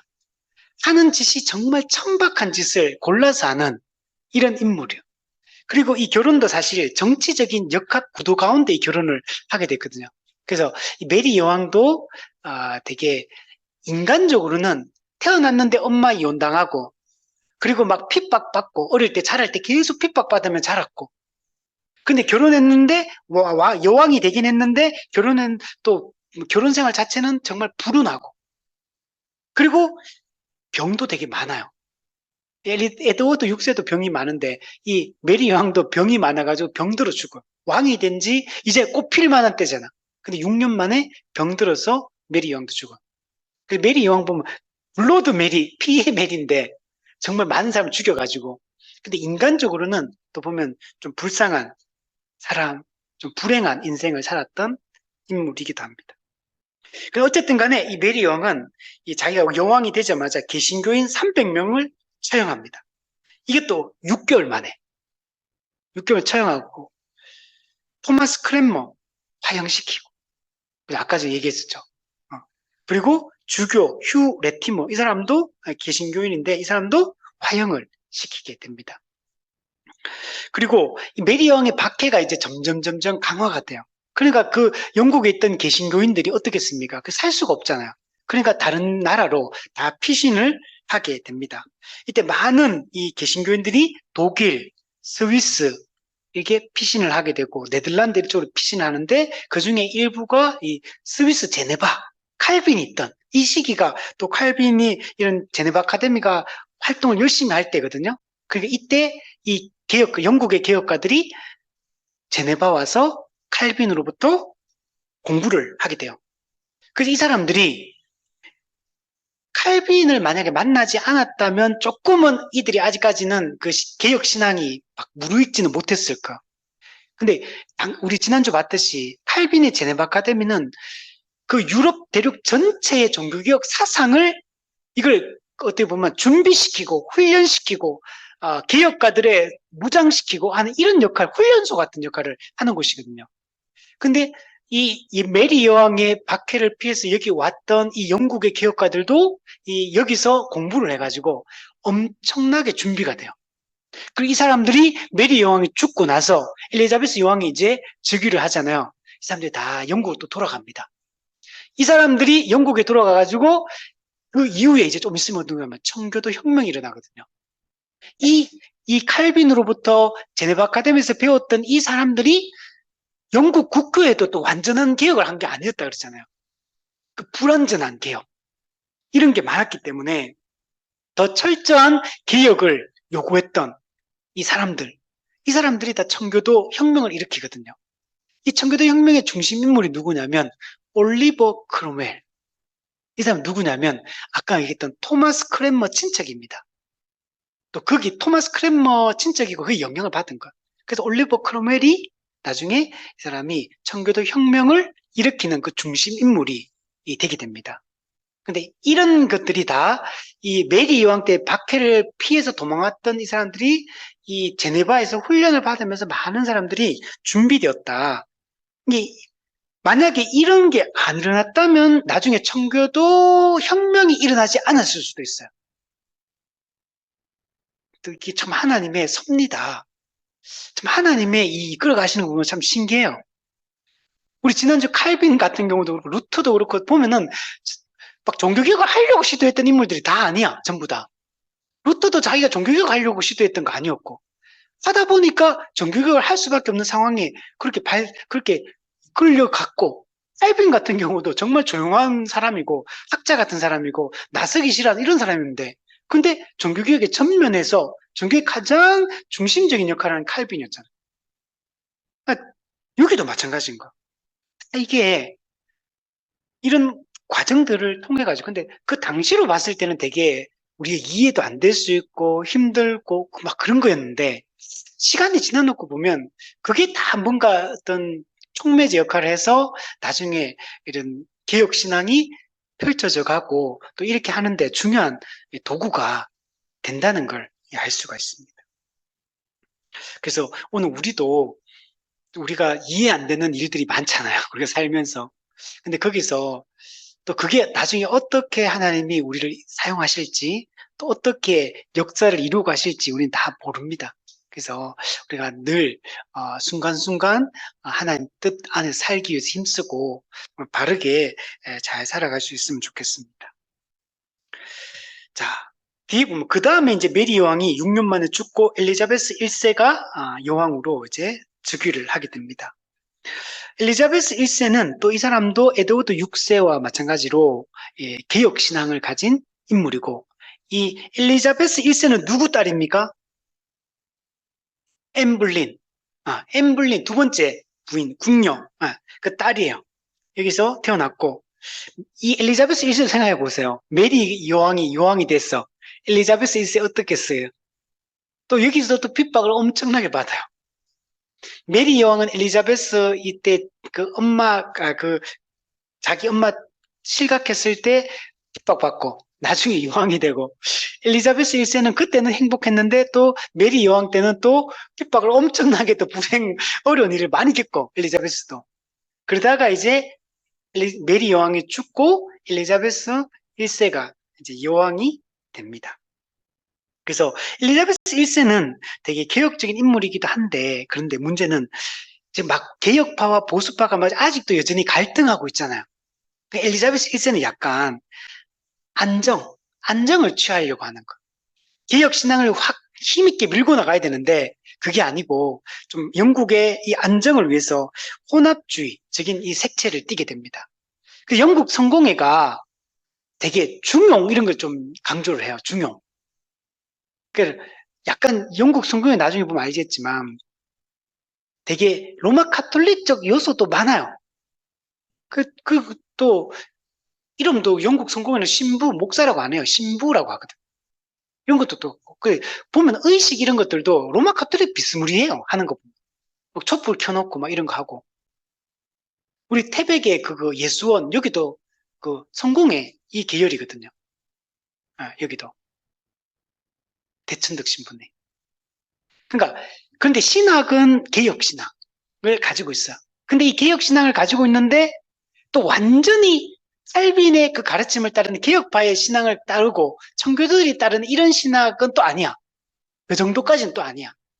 그래서 약간은 신학은 그래도 개신교적인데 의식은 로마 카톨릭적인 이런 요소가 짬뽕돼 있는 당시에 또 시대적인 분위기가 그랬기 때문이기도 하고 그러나 청교도들은 여기에 반대를 했던 거야. 그래서 청교도 혁명이 일어나게 됐던 겁니다. 그래서 아까 얘기했던 에드워드 6세 때 42개조 신앙 고백서가 만들어졌잖아요. 이게 엘리자베스 1세 때 약간 수정이 돼서 39개조로 혼합주의적인 수장형 39개조 신조로 바뀌게 됩니다. 그래서 앞서 얘기했던 것이 양진영, 개신교로부터도 욕먹고 왜냐면 개신교 입장에서는 너무 좀 이렇게 좀 더 확실하게 못했다 이렇게 책망하는 거고 로마 카톨릭 입장에서는 너무 이렇게 많이 바꿨다 또 이렇게 얘기하면서 둘 다 욕하는 이게 39개조 신조입니다. 그래서 이게 지금까지 내려오고 있고 이게 영국 성공의 대헌장이다 이렇게 말을 하고 있고 지금도 이게 사용이 되고 있습니다. 자, 그러나 어쨌든 간에 이걸 통해 영국 국교가 확실하게 엘리자베스 1세 때 확립이 되게 됩니다. 근데 영국 국교회는 사실은 근데 크게 두 개로 나뉘어져요. 하나는 고교회파가 있고, 두 번째는 저교회파가 있어요. 그러니까 영국 성공회 또, 그러니까 그 안에는 좀 더 개신교적인 입장에 서 있는 사람들이 있고, 좀 더 로마 카톨릭에 좀 더 기울어져 있는 사람이 있는 거. 그래서 영국 성공회는 두 개로 나뉘어져 있다. 이렇게 얘기할 수 있어요. 나중에 뒤에 보면 침례교도 나오거든요. 침례교도 두 개로 좀 나눠져 있어요. 이렇게, 요게, 그 안에 똑같은 입장에 서 있진 않아요. 그래서 고교회파는 로마 카톨릭 요소가 좀 더 강한 데가 고교회파라고 하고, 개신교적 성공회를 저교회파다. 이렇게 얘기를 합니다. 그러니까 저교회파는 훨씬 더 칼빈주의적이고 개혁주의적. 우리와 아주 이제 그 신학적으로 이제 비슷한 데가 이 저교회파다. 이렇게 이야기를 할 수 있습니다. 여기에 나중에 이제 성공의 유명한 인물들이 우리 존 스토트 목사님, 이런 분들이 이제 그 성공의 사람입니다. 존 버년, 찰스 스펄전, 네, 여기도 그렇죠. 존 스토트 목사님 우리 그리스도의 십자가 우리 했잖아요. 자, 밑에 주요 인물, 영국 종교개혁의 주요 인물, 우리 존 위클리프 아까 얘기했었죠. 그죠? 선구자. 그리고 토마스 크로멜. 이 사람은 약간 일종의 총리 비슷한 사람이에요. 정치인으로, 탁월한 정치인으로서 개혁신앙을 가진 사람. 그리고 캔터베리 대주교 토마스 크랜머. 그 사람들 다 유명하죠? 위클리프, 크로멜, 크랜머. 그리고 윌리엄 틴데일. 예. 구약 성경 일부를 번역하고 신약 성경 전체를 번역했습니다. 우리 앞서 아까 전에 누구죠? 위클리프도 성경을 번역했거든요. 근데 다 번역한 건 아니고 신약 성경의 일부를 번역을 했어요. 존 위클리프 같은 경우는. 지금 그 성경 번역 선교회라고 있거든요. WBF 맞죠? WBT 위클리프 성경 번역 선교회. 여기 한국에는 GBT 그래가지고 또 이것도 성경 번역 선교회가 있어요. 요게 여기서 위클리프를 따라서 나온 겁니다. 그리고 우리 에드워드 6세, 그리고 엘리자베스 1세, 개혁 인물들, 개혁 신앙자 인물들, 그리고 이제 청교도들이 나옵니다. 아까 전에 청교도의 이 발생 배경이 뭐라고 했어요? 메리 여왕. 메리 여왕이 박해를 막 하니까 많은 사람들이 피신하고 피난을 가게 됐어요. 그래서 이제 독일로도 스위스로도 막 이렇게 막 퍼져나가는 겁니다. 그 중에서 이제 스위스로 갔던 사람들, 칼빈의 제네바의 개혁 모델을 이제 거기서 배우고 이제 돌아와서 여기서 적용을 하게 됩니다. 엘리자베스 1세가 지금 영국 국교의 수장이잖아요. 그 영국 엘리자베스 1세는 아까 혼합주의적인 좀 특징이 있다 그랬죠. 개신교인이지만 좀 로마 카톨릭적 중간에서 이렇게 뭔가를 조율해 보려고 했던 이런 인물이에요. 엘리자베스 여왕도 잘하긴 했는데 근데 청교도들 입장에서는 엘리자베스 1세가 하는 거 보니까 진짜 마음에 안 드는 거.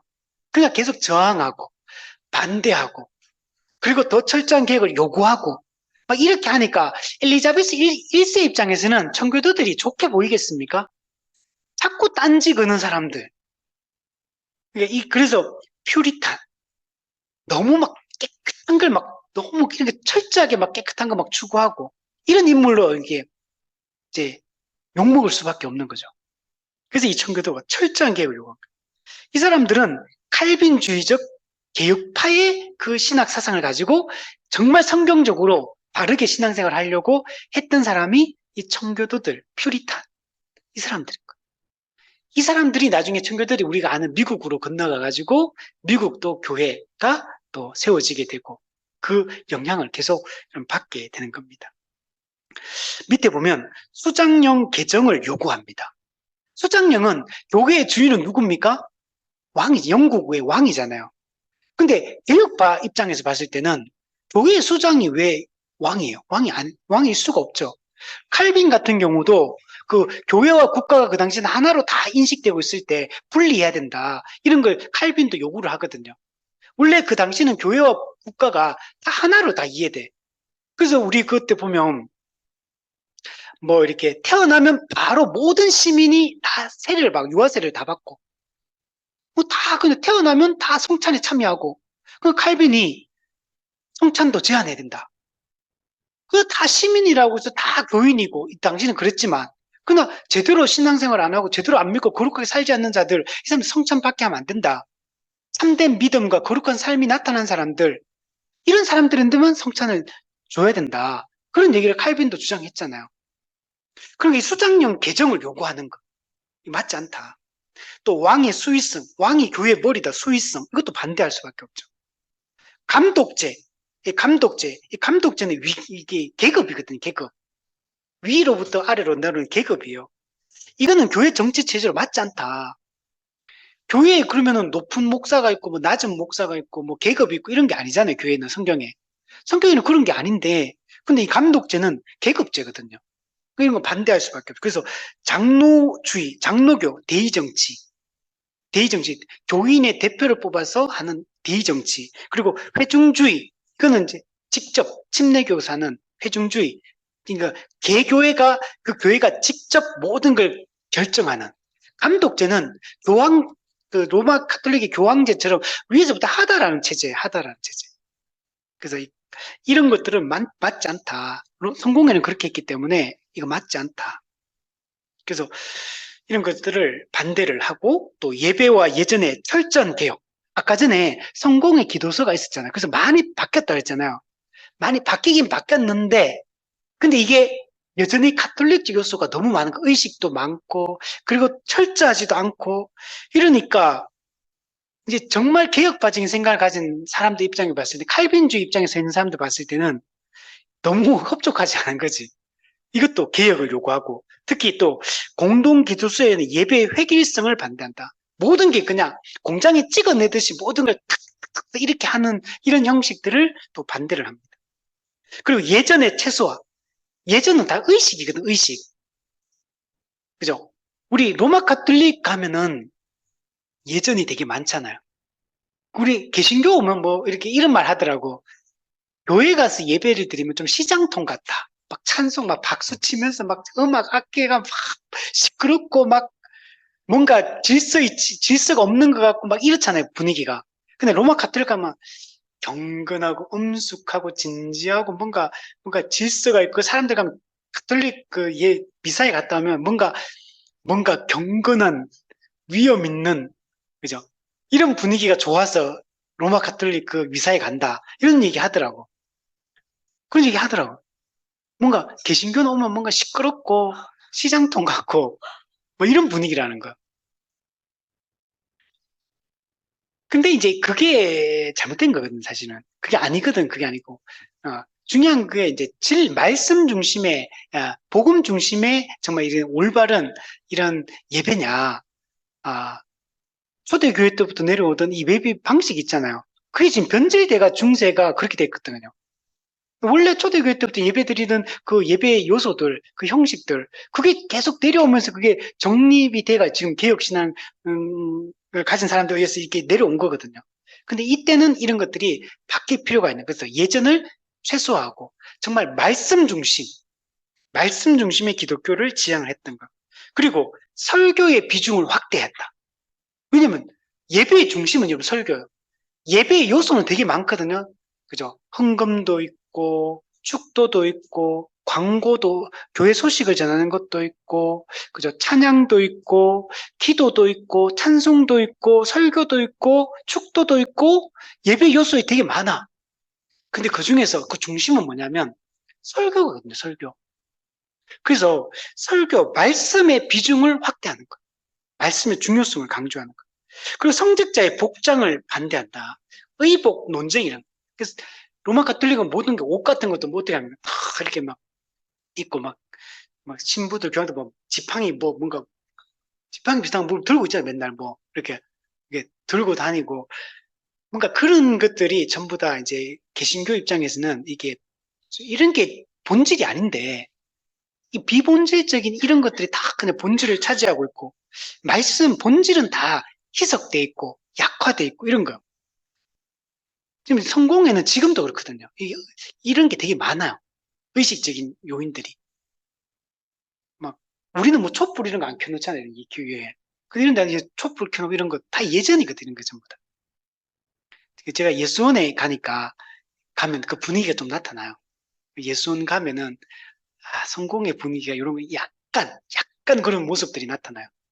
우리하고 많이 달라요, 분위기가.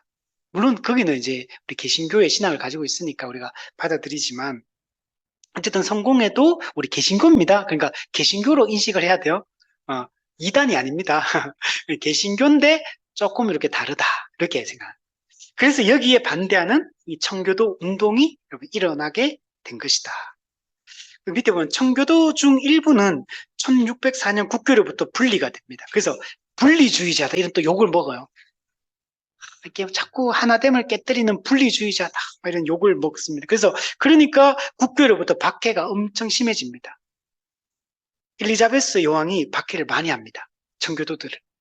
그래서 청교도들이 네덜란드로 도망을 치게 됩니다. 그래서 이 네덜란드 도망친 이 그룹 중에 두 개로 이제 분리파들 또 분리주의자들 이 청교도들도 두 개 그룹으로 나눠지는데 첫 번째 그룹이 제임스 1세 때 1620년 9월 6일에 120명의 청교도 필그림 파더스 그래서 우리가 알고 있는 그 사람들이요. 청교도. 이 사람들 신앙의 자유를 위해 메이플라워를 타고 미국으로 이제 아메리카 그로 떠나게 되고 그래서 그들이 정착한 곳이 매사추세츠 그 식민지 단지인데 거기를 이제 했는데 그곳에다가 거기 식민지를 건설하고 교회를 거기 세워서 우리가 알고 있는 그 미국 교회가 여기서 이제 세워지게 됩니다. 이 제임스 1세 이 사람은 종교 개혁가들에게 어릴 때부터 교육을 받아요. 제임스 1세. 그러니까 이 사람이 종교 개혁가들한테 이제 공부를 했으니까 청교도들 입장에서는 이제는 좀 우리가 또 살 길이 좀 열리는 모양이다 이렇게 생각을 했어요. 되게 우리를 지지해 줄 거다 이렇게 생각했는데 오히려 왕권을 강화하면서 오히려 막 이 청교도들을 오히려 박해합니다. 제임스 1세가. 오히려 안 밀어줘요.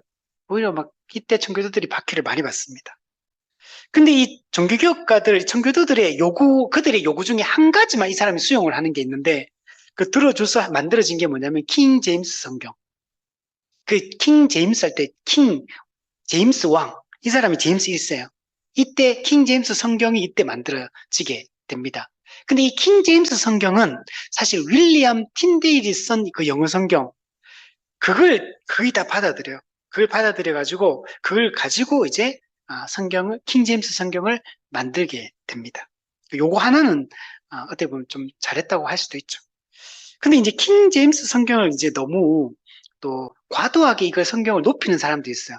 우리 이단 중에 말씀 보존학회라고 있거든요. 이 사람들 무조건 킹 제임스 성경만 사용해야 된다. 다른 성경은 다 가짜다. 킹 제임스 성경만 참된 성경이다. 이렇게 또 주장하는 사람들이 있어요. 또 우리는 그렇게 믿진 않죠. 그냥 우리도 뭐 킹 제임스 성경을 약간 참고는 할 수 있죠. 참고하고 뭐 이런 거지. 이 성경만 올바른 번역이다. 이렇게 생각하진 않죠. 자, 두 번째 그룹은 이제 네덜란드에 계속 남는 사람들이 있어요. 그 청교도 일부는 이 그룹의 지도자가 존 스미스. 이 사람이 중요한 인물이요. 이 사람은 성경 공부를 강조를 합니다. 그리고 이 사람은 그런데 제세례파의 영향을 받아요. 그 제세례파는 유아세례 거부한다 그랬죠. 그리고 이 사람들은 처음에는 평화주의를 주장했죠. 나중에 광신적인 입장에 선 사람들이 나중에 등장해서 막 전쟁하고 막 그랬지만 또 메노 시몬스에서 다시 평화주의가 정착을 하게 되죠. 그렇게 되는데 이 존 스미스 이 사람이 제세례파 영향을 받아서 유아세례를 거부하고 절대적 평화주의를 주장을 하게 되고 그리고 이 사람들은 유아세례를 거부하고 유아세례를 거부하면서 침례를 받아야 된다. 이걸 이제 강조를 하고 그래서 올바른 세례를 받아야 된다. 제세례파는 믿는 자의 세례, 그죠? 성인 세례, 참된 그 세례를 받아야 된다. 이런 걸 주장했다 그랬잖아요. 이 사람들 그 영향을 받아가지고 이제 스스로 세례받는. 그래서 제세례파도 막 서로 막 세례주고 했잖아요.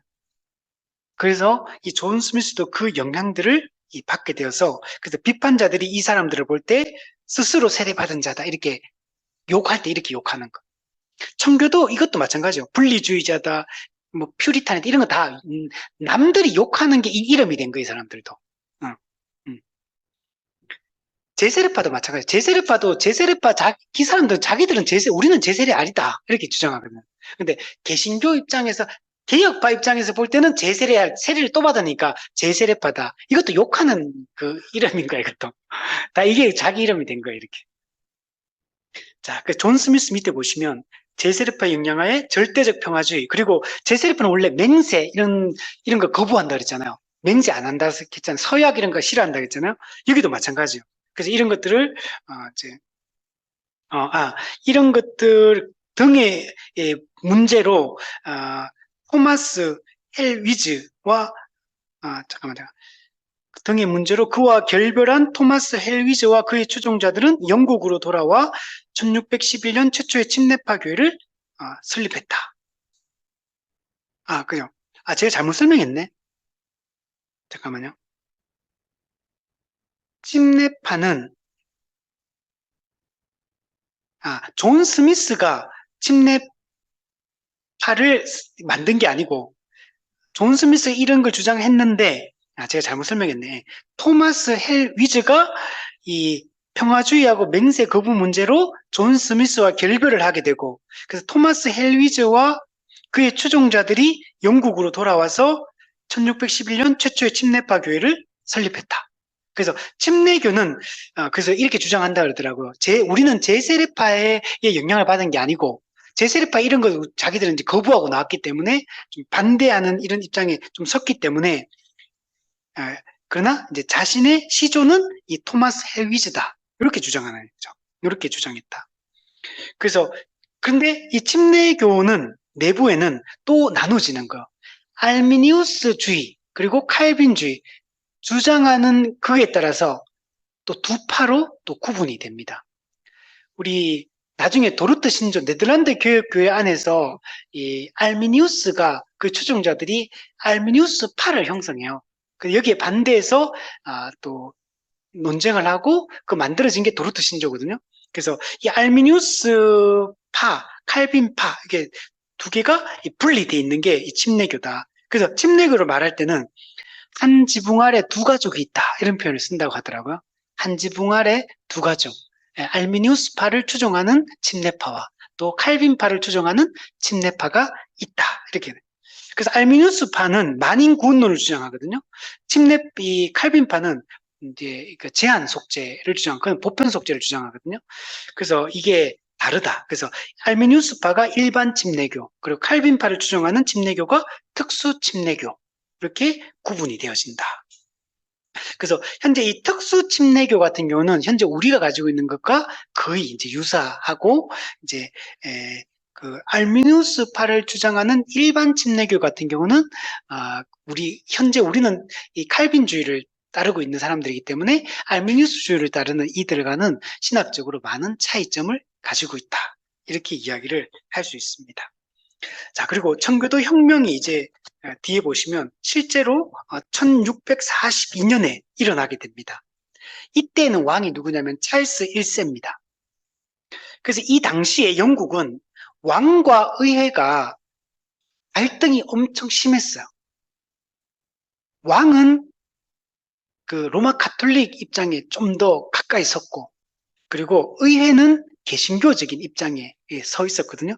그래서 이게 왕과 의회가 서로 권력을 잡기 위해서 갈등을 하는데 청교도들은 의회를 지지합니다. 왜 그러냐면 의회는 이 개혁 신앙을 가진 그런 사람들이 훨씬 많았기 때문에, 물론 의회 100%가 그런 건 아니지만 의회의 다수가 이 개혁 신앙을 청교도들의 영향을 받은 사람들이 많이 있었기 때문에 그래서 의회를 지지하게 되고, 그러니까 왕 입장에서는 의회를 지지하는 청교도들 이 사람들 가만히 내버려 두지 않겠죠. 그래서 이 과정에서 1642년에 청교도 혁명이 일어나게 됩니다. 그리고 이 혁명의 중심 인물이 누구냐면 올리버 크로멜, 우리 토마스 크로멜하고 토마스 크로멜 앞서 있었던 그 순교했던 그 사람하고 친척 관계입니다. 그래서 이 사람이 청교도 혁명을 일으키게 되고, 청교도 혁명이 일어나면서 찰스 1세, 이 사람 왕이잖아요. 왕을 처형을 하게 됩니다. 그리고 1650년에 공화국을 세웁니다. 이제까지는 왕정이었잖아요. 공화국은 뭡니까? 주권이 국민에게 있는, 국민의 대표가 통치하는 이런 정치 체제를 우리도 공화국이죠. 공화국을 세우게 됩니다. 그리고 이 공화국에서 처음에 이 올리버 크로멜이 1658년까지, 그러니까 8년 정도 호국경으로 정권을 행사를 하며 철권 통치를 합니다. 이것도 약간 아이러니한 거죠. 올리버 크롬웰은 청교도 혁명을 일으키고 주된 그런 역할들을 했는데, 근데 왕을 없앴잖아요. 근데 자기가 호국경이 뭐냐면 이게 약간 일종의 섭정입니다. 섭정. 이게 왕이 없는데 이 사람이 왕은 아니잖아요. 근데 호국경이라는 이런 뭔가를 제도를 만들어 가지고 이 사람이 약간 자기가 실제로는 왕처럼 행세를, 왕은 아닌데 왕의 역할처럼 섭정을 하게 돼요. 그래서 이 사람이, 근데 나중에는 원래는 이게 바뀌어야 되는데 자기가 종신 체제로 바꿔요. 종신하려고. 이것도 나쁘죠, 이것도. 그래서 이제 하다가 철권 통치니까 이 사람도 뭔가 좀 잘못했는 거죠. 이렇게 해서 결국에는 1660년, 2년 후죠? 찰스 2세가 등장을 하게 되고 왕정을 복구하게 됩니다. 자, 그리고 1643년 요 중요한 거. 웨스트민스터 신앙 고백서가 만들어지게 됩니다. 우리 공부했죠, 이것도? 우리 소요리 문답, 대요리 문답, 웨스트민스터 신앙 고백서, 또 정치 모범, 또 예배 모범, 정치 조례인가? 정치 조례 5권이거든요. 그래서 이때 만들어진 이 5대 문서라, 웨스트민스터 5대 문서. 요게 웨스트민스터 종교회의, 요걸 하면서 여기서 만들어졌고, 현재 우리는 이 웨스트민스터 신앙 고백서를 가지고 현재 우리 장로교, 우리 합동교단, 우리 같은 경우는 이게 우리 장로교의 신앙 고백서입니다. 이게 우리가 현재 이걸 받아들이고 우리가 하고 있습니다. 그래서 우리 합동 같은 경우는 목사님이나 장로님들 이렇게 안수 받을 때 이 웨스트민스터 신앙 고백서에 의거해서 이런 거 믿느냐 이런 걸 물어보는 게 이것 때문에 그렇습니다. 근데 이것만 우리가 올바른 건 아니고 우리 공부했던 하이델베르그 독일에서 만든 하이델베르그 교리문답이나 또 네덜란드 개혁을 만든 도르트 신조, 그리고 칼빈이 이제 만들었던 제네바 신앙 고백서, 또 프랑스에서 만든 위그노들이 만든 프랑스 신앙 고백서, 또 스코틀랜드 만든 스코틀랜드 신앙 고백서, 또 스위스에서 만들어진 또 신조 뭐 이런 여러 가지가 있어. 이런 것 다 우리 개혁 신앙을 다 담고 있는 것들이에요. 이런 것도 우리가 다 받아들이는 거고, 어쨌든 이게 웨스턴 신앙 고백서가 어떻게 보면 영국 종교 개혁의 결실, 어떻게 보면 열매, 이게 웨스트민스터 5대 문서로 이렇게 만들어지게 된 겁니다. 이게 만들어지게 되고, 앞서 얘기했던 영국의 스코틀랜드에서는 존 낙스, 칼빈의 영향을 받았던 존 낙스가 스코틀랜드 신앙, 거기서 이제 종교개혁을 일으키면서 거기서 장로교가 여기서 만들어지게 되고, 그게 지금 이제 우리까지 내려오게 된 겁니다. 자, 우리 이제 정리를 해보면, 영국의 종교개혁, 칼빈과 거의 비슷한 시기에 종교개혁이 시작이 되었다. 그러나 다른 지역들과는 좀 다르게 헨리 8세 이혼과 또 재혼, 이 문제 속에서 종교개혁이 이렇게 일어나게 되었다. 그죠? 약간 어부지리처럼 이렇게 일어나게 된 거예요. 시작은. 그렇지만 또 그 개혁 신앙을 가졌던 토마스 크랜머와 또 토마스 크로멜 같은 이런 사람들에 의해서 또 잘 주도가 되었고, 그들의 그 역할과 헌신과 수고를 통해서 이렇게 종교개혁이 일어나게 되었고, 또 그 과정에서는 정말 복잡한, 여러 막 아내를 두고 또 자식들이 막 바뀌고 이렇게 되고, 그런 게 막 엄청 이런 게 많이 일어나요. 그리고 되게 죽는 사람들도 보면 순교하는 사람들도 많지만 일찍 죽는 사람이 되게 많아요. 이 등장한 인물들 보면. 그래서 일찍 죽고 또 아내를 죽이고 막 이런 것들도 막 다 이게 되게 정치적인 이런 것들이 되게 많고, 그럼에도 불구하고 또 그런 와중에도 또 하나님이 세우신 사람들에 의해서 종교개혁은 또 계속 조금씩은 또 진행이 돼. 계속 진행이 돼가지고 결국에는 영국의 이제 영국 교회가 로마 카톨릭이 아니라 영국 성공회가 개신교가 영국 교회에 뿌리를 내리게 되고 그게 지금까지 내려오게 된 거야. 여기에 또 우리 장로교 입장에서는 또 이런 웨스트민스터 신앙 고백서 같은 이런 것들이 만들어지고 장로교가 또 태동하게 되는 배경이 되기도 하고 또 침례교도 또 영국 교회를 통해서 또 일어나게 되고 또 영국의 청교도들 또 철저한 개혁을 요구했던 청교도들에 의해서 이들의 그 영향이 유럽 다른 데도 영향을 미치지만 특히 미국으로 건너가서 미국 교회가 이 청교도적인 분위기로 미국 국가가 세워지고 처음에 미국은 기독교 국가처럼 이렇게 세워지잖아요. 그래서 그렇게 해서 초기에는 그렇게 흘러내려오고 미국 교회가 청교도적인 이 분위기가 많이 이렇게 꼽히게 되는 이제 그게 되고 그리고 그 미국 교회에서 그때 그 은혜 받고 영향 받았던 그것에 의해서 나중에 미국 대각성 운동이 또 일어나게 돼요. 부흥 운동이 거기서 일어나요. 그 부흥운동이 일어나고 그 전에 딱 영국에서 사실은 웨일즈 부흥운동이라고 웨일즈에서 부흥운동이 먼저 영국에서 일어나요. 그리고 미국의 또 대각성 운동이 1차 또 2차 대각성 운동이 일어나고 또 여기서 은혜 많이 받은 사람들이 그 당시에 그 10대 후반 20대 초반의 젊은이들이 전 세계로 선교를 나가요. 그 사람들이 중국에도 가고 일본에도 가고 막 전 세계로 다 퍼져나가. 일본과 중국에 갔던 그 선교사 은혜 받았던 사람들이 조선에 들어와. 그래서 우리 한국도 또 그 분위기 속에서 이제 그 신앙이 들어오게 되고, 그래서 한국 교회 같은 경우도 청교도적인 이런 장로교적인 영향을 되게 많이 받아요. 물론 안에 교파들도 감리교나 또 침례교 다 있지만, 그러나 한국 교회가 초반부에 이런 청교도 신학의 영향을 많이 받고 건전한 신학적 영향을 많이 받아서 한국 교회도 세워져 왔고 이런 배경 속에 있다. 그죠? 그래서 영국 교회의 종교개혁 1차적 성공에 그리고 청교도 그래서 그것이 어떻게 그 이후의 역사까지도 이렇게 연결되어서 우리에게 영향을 미치고 있는지 또 알 수가 이렇게 있습니다. 네, 우리 오늘은 여기까지 하도록 하겠습니다.